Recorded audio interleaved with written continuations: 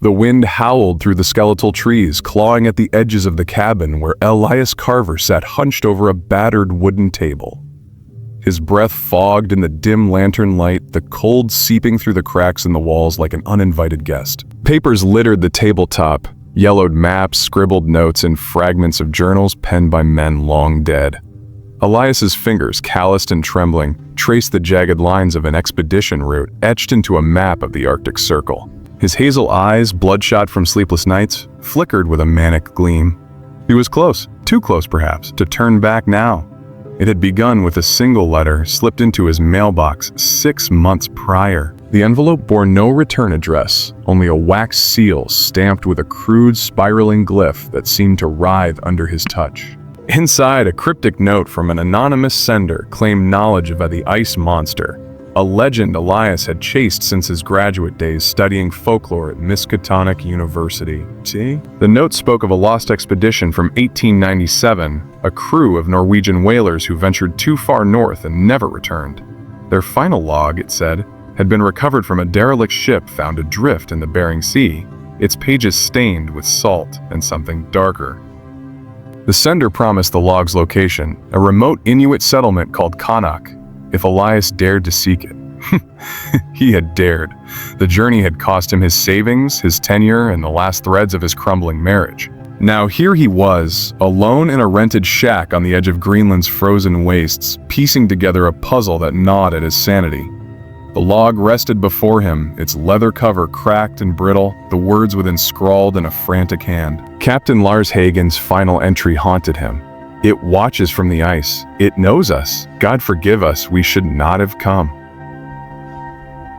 Elias had heard the tales before, whispered myths of a creature born from the frozen heart of the Arctic, a being of ice and shadow that devoured ships and souls alike. The Inuit called it Kigatilik, the devourer, a name spoken only in hushed tones. Scholars dismissed it as superstition, but Elias knew better.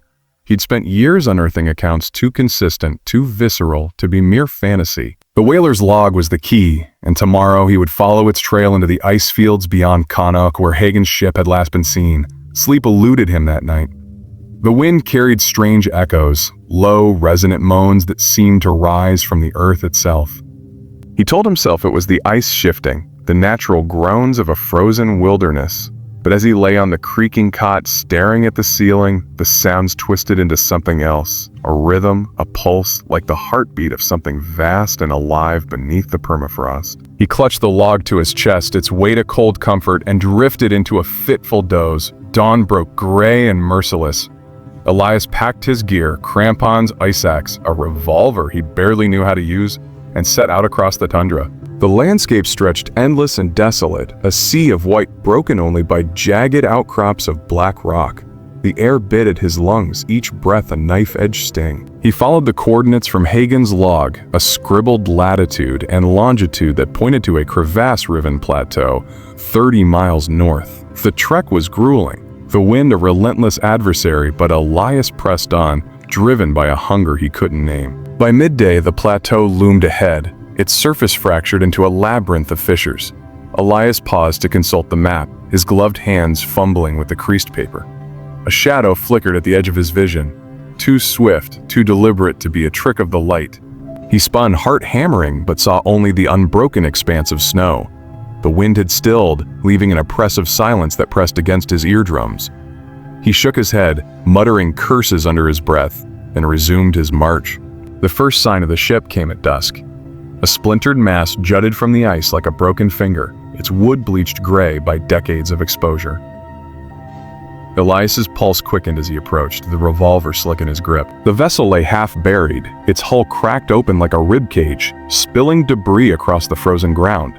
Ropes and canvas hung in tatters, swaying faintly though the air remained still. He climbed aboard, boots crunching on frost-rimed planks, and descended into the hold. Darkness swallowed him.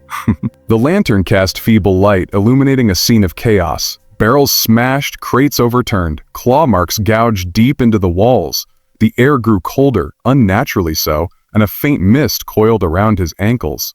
Elias's breath hitched as he spotted a skeletal hand protruding from beneath a pile of rubble, fingers curled as if clutching at something lost. He knelt, brushing away the debris, and uncovered a journal, its pages brittle with frost. The handwriting matched Hagen's, but the words were different, frantic. It sees through the ice. It waits. We cannot escape. A sound, a low guttural rumble, echoed from deeper within the ship. Elias froze, the lantern trembling in his grasp. The noise came again, closer, a vibration that shuddered through the planks. He stumbled back, heart pounding, and retreated to the deck. The sky had darkened, stars glinting like cold, unblinking eyes.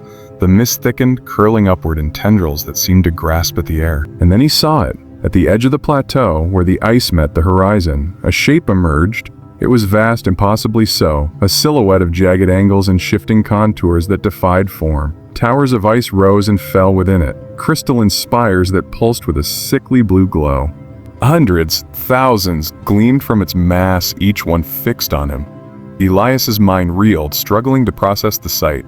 It wasn't a creature, not in any earthly sense. It was a presence, a force, a nightmare sculpted from the frozen void.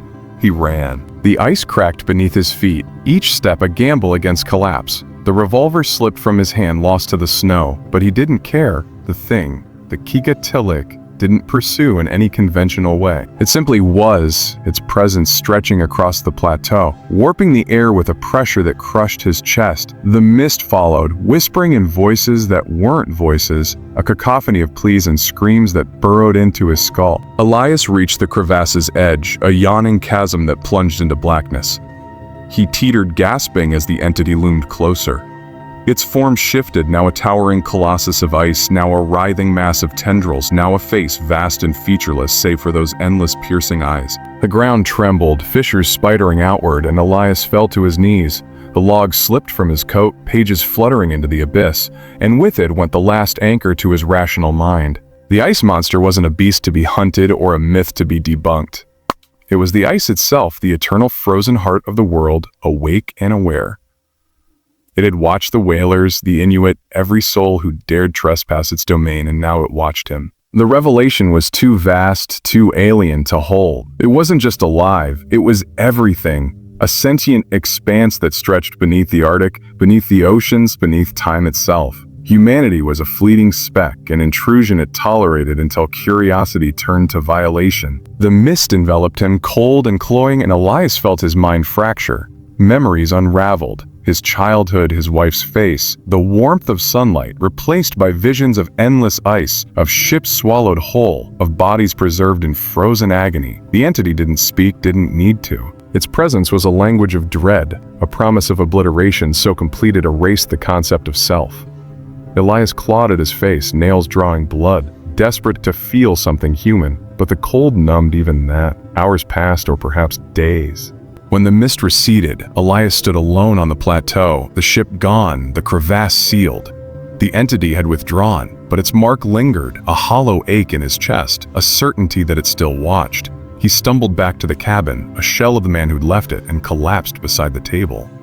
The maps, the notes, the lantern, all untouched as if mocking his ordeal. He wept, not for himself, but for the truth he'd uncovered.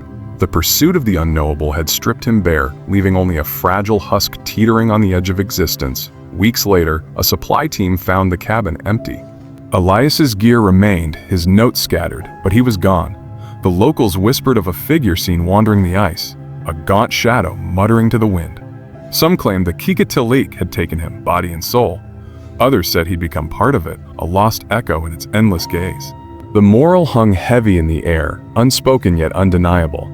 To chase the abyss is to invite it in, and in its depths, we lose the frail tether that binds us to the world we know.